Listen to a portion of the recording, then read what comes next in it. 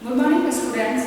BEd first year का paper first childhood and growing up बाल्यावस्था वृद्धि विकास के अंतर्गत हमने फर्स्ट यूनिट में बाल विकास की अवधारणा को समझा था। बाल विकास के क्षेत्रों के बारे में हमने अध्ययन किया था कि किन किन क्षेत्रों में हम बाल विकास का अध्ययन कर सकते हैं। अब बात आती है कि जब हम बाल विकास को समझ रहे हैं, बाल विकास के क्षेत्रों को हमने देखा, तो प्रश्न यहाँ पर ये खड़ा होता है कि एक शिक्षक के लिए इसे जानना आवश्यक क्यों है। शिक्षक के लिए बाल विकास, शिक्षक ही क्यों, अभिभावक के लिए भी बाल विकास को समझना या उसके महत्व को जानना आवश्यक क्यों है।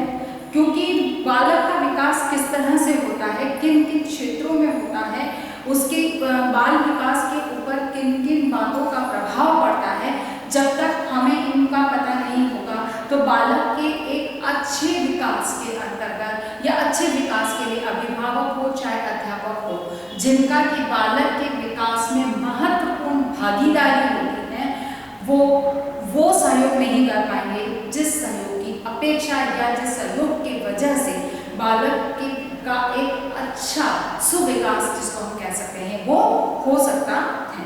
तो आज हम इसे ही पढ़ेंगे कि बाल विकास के अध्ययन का महत्व या उद्देश्य। बाल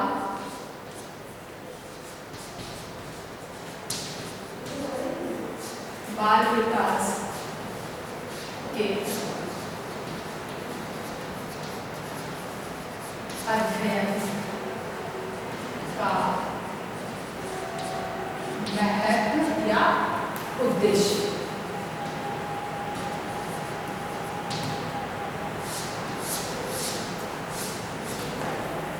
बाल विकास के अध्ययन का महत्व या उद्देश्य, हमें इस चीज को आज समझना है कि बाल विकास का अध्ययन की क्या महत्व है, क्यों इसकी आवश्यकता होती है। तो सबसे पहला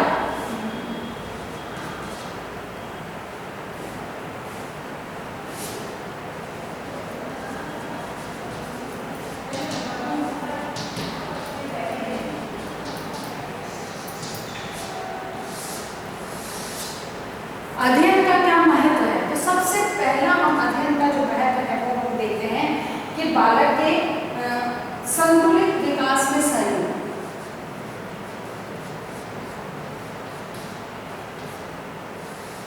संतुलित विकास सहयोग यानी कि बाल विकास का अध्ययन किसी अध्यापक हो चाहे अभिभावक हो, इनके लिए आवश्यक हो जाता है। क्यों? क्योंकि उन्हें बालक के विकास को एक संतुलित क्रम में आगे लेके चलना होता है, यानी कि संतुलित विकास होना चाहिए। संतुलित विकास का अर्थ है जैसे कि शारीरिक अंगों का या शारीरिक वृद्धि जिस आयु के बालकों की जितनी होनी चाहिए उस अनुकूल उसका होना चाहिए। जिस आयु का बच्चा, जैसे कि अपन कहते हैं कि 3 साल का बच्चा बहुत सारी चीज़ों के बारे में जानकारी रखने लगता है, यानी कि बॉल और गोल दिखने वाली चीज़ों को बहुत अच्छे से पहचानता है, उनके नामों को जानता है। बालक बहुत सारे छोटे छोटे शब्दों को बोलना सीख जाता है। तो जब हम ये बात करते हैं तो एक संतुलित विकास कि बालक 3 साल की आयु में बालक ऐसा कर सके, जैसे छोटे शब्दों को बोलना चाहिए उस उम्र के बच्चों को, वो बोल सके। जिन चीज़ों का संतुलित आपस में अंतर को जानना चाहिए इस उम्र के बालक को, वो जान सके। अर्थात कि जैसा इस आयु के बालकों का विकास होना चाहिए उसके अनुकूल एक संतुलन बना रहे, उसकी उम्र, उसकी आयु और उसके विकास दोनों के बीच में बराबर का संतुलन या तालमेल बना रहे। ऐसे विकास के लिए इसका अध्ययन पता होना आवश्यक है, इसीलिए बाल विकास के अध्ययन का महत्व बढ़ जाता है। दूसरी बात यहाँ पर आती है कि बाल विकास की भिन्नताओं को जानना। बाल विकास की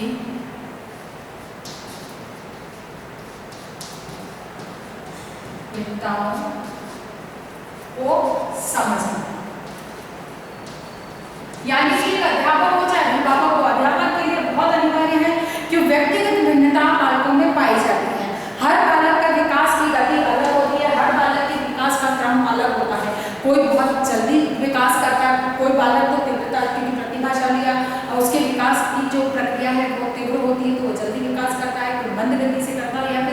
सामान्य गति से करता है। अर्थात कि इस भिन्नता का पता होना चाहिए कि किस प्रकार के बालक जल्दी या तीव्र गति से विकास करते हैं, कौन से बालक ऐसे होते हैं या जो मंद गति से विकास करते हैं, उन बालकों में किस प्रकार की क्षमताएं होती हैं, तीव्र गति से विकास करते हैं उन बालकों में किस प्रकार की क्षमताएं होती हैं, उस आधार पर उनमें भिन्नता पाई जाती है। इसका अध्ययन किया जाना एक शिक्षक के लिए बहुत अनिवार्य है। उसके बाद में है संतुलित विकास का मार्ग प्रशस्त करना। संतुलित विकास का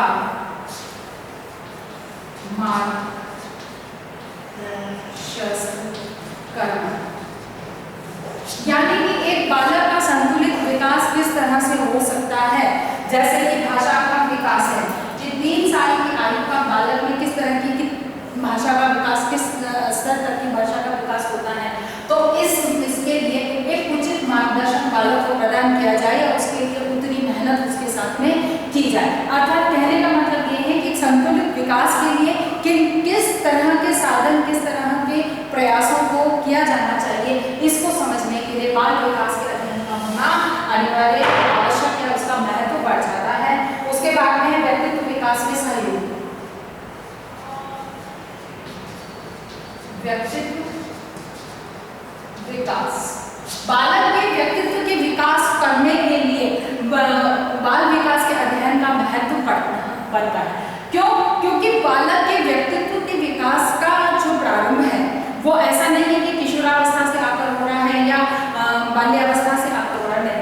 व्यक्तित्व के विकास का प्रारंभ शैशवावस्था से ही हो जाता है, क्योंकि बालक जिस प्रकार के वातावरण, माहौल, जिस तरह की मार्गदर्शन या निर्देशन के वातावरण में रहता है, उसका विकास उसी तरह से होता चला जाता है। जैसे कि घर परिवार में बहुत हंसी खुशी का माहौल है, एक दूसरे से हंसी मजाक या खेल कूद, आपस में सभी सदस्य घर के खेल आपस में परस्पर खेलते हैं और मनोरंजन आपस में करते हैं, तो बालक के व्यक्तित्व के विकास में पारिवारिक दृष्टिकोण से ये चीज दिखाई देने लगती है। वो बाल्यावस्था से ही तो परिवार के सदस्यों के बीच में खेलना कूदना, हंसी मजाक, यानी कि उस बालक के व्यक्तित्व में हंसी मजाक करना और हर तरह का एक मनोरंजनात्मक प्रवृत्ति का विकास होने लगता है। इसीलिए व्यक्तित्व विकास हो जाने के लिए, व्यक्तित्व विकास की प्रक्रिया या व्यक्तित्व विकास में सहयोग करने के लिए बाल विकास को जानना आवश्यक है या उसका महत्व पड़ता है। उसके बाद आता है व्यक्तित्व पर पड़ने वाले कुप्रभावों को जानना और दूर करने के प्रयास।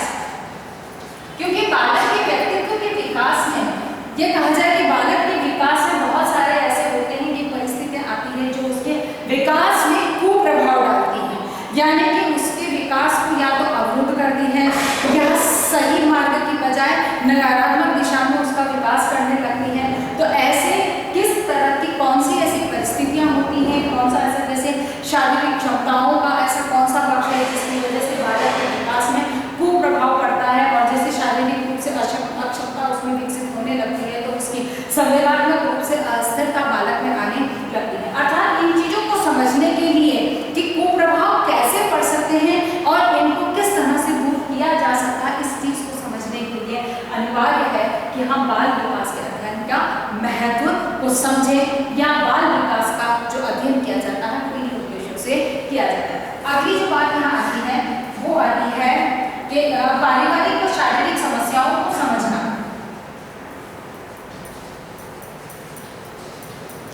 पारिवारिक और शारीरिक समस्याओं को समझना, यानी कि पारिवारिक और शारीरिक समस्या, परिवार की तरफ से क्या समस्या है जिसकी वजह से बालक के विकास में बाधा उत्पन्न हो। जैसे कि परिवार का वातावरण कलहपूर्ण है, तनावपूर्ण है, तो उसका प्रभाव भले ही चाहे बालक उसमें इन्वॉल्व है या नहीं है, लेकिन परिवार का जो वातावरण है वो तनावपूर्ण है, तो निश्चित है कि बालक के ऊपर उस तनाव का प्रभाव पड़ेगा और वो उसके विकास को प्रभावित करेगा। फिर शारीरिक समस्या, बालक के शारीरिक विकास में किस प्रकार की समस्याएं आती है और कौन कौन सी ऐसी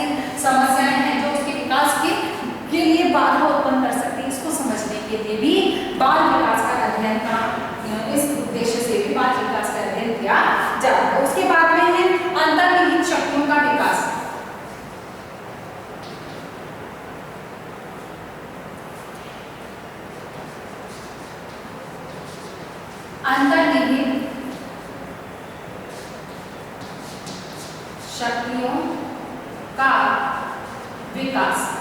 यानी कि बालक, हर बालक में उसमें यूं कहते हैं कि जन्मजात कुछ शक्तियां उपस्थित होती हैं, उसमें अपने आप में कुछ न कुछ या तो वंशानुगत क्षमताएं होती हैं या व्यक्तिगत रूप से उसमें जन्मजात कुछ विशेष योग्यताएं या विशेष क्षमताएं होती हैं, शक्तियां होती हैं, जिनको पहचानना कि बालक में, जैसे कि एक बालक बहुत छोटा है लेकिन वो ड्रम अच्छे से बजा लेता है, तबला अच्छे से बजाता है, केवल सुन के, और वैसा ही किसी भी चीज टेबल पे, टिफिन पे सेम वैसे रिदम बजाता है। तो बालक अध्यापक को उसकी इस अंदर की, जो उसके अंदर विद्यमान है रिदम बजाने की, यानी कि तबला या ढोलक बजाने की जो क्षमता उसमें विद्यमान है, उसको समझना और उसके विकास में सहयोग प्रदान करना, ये इस उद्देश्य से भी बाल विकास का अध्ययन किया जाता है।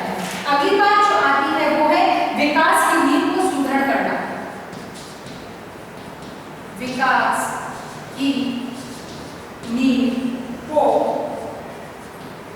सुदृढ़ कर, यानी कि विकास का जो मूल आधार है, जिन बातों पर, जिन आधारों पर बालक का विकास होता है, उस नींव को मजबूत करना कि भाई इन पक्षों, जैसे शारीरिक विकास के लिए बालक का नियमित रूप से व्यायाम किया जाना अनिवार्य है, बालक को संतुलित भोजन प्रदान किया जाना आवश्यक है जो बालक के विकास में सहयोग करता है। तो हम प्रारंभ से ही बालक के संतुलित भोजन पर ध्यान देंगे, बालक के व्यायाम संबंधी आदतों का उसमें इस तरह से निर्माण करेंगे कि बालक स्वतः ही नियमित रूप से व्यायाम का आदी हो जाए, उसे वो करना ही हो।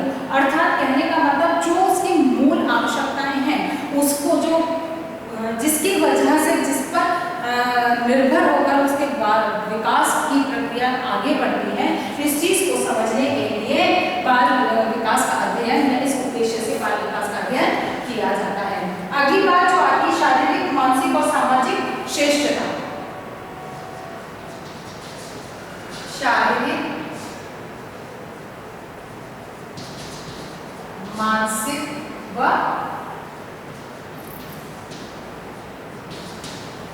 सामाजिक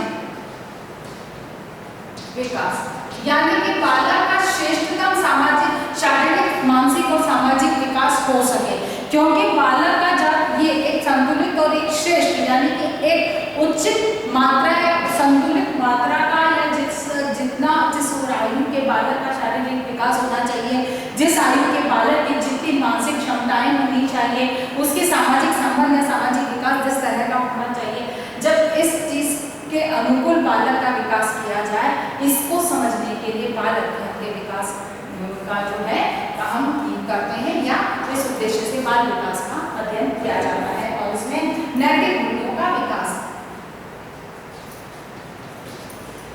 नैतिक मूल्यों का विकास, क्योंकि इसके बिना बालक का विकास संभव नहीं है, इसीलिए नैतिक मूल्यों का विकास होना भी अनिवार्य है। तो इस आधार पर कि हमें बाल विकास के अध्ययन का क्यों महत्व है, एक शिक्षक को इसे समझना बहुत अनिवार्य है, क्योंकि एक प्रभावी शिक्षक को तभी बन सकता है जब उसे बाल विकास की समस्त बातें या जो मूल बातें हैं उसके बारे में जानकारी हो सके। तो इस आधार पर आपको एक प्रश्न करना है,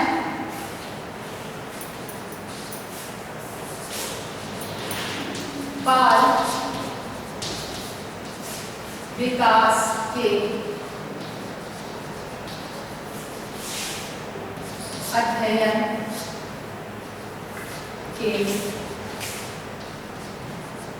के महत्व या उद्देश्य को स्पष्ट कीजिए। बाल विकास के अध्ययन के महत्व या उद्देश्य को स्पष्ट कीजिए।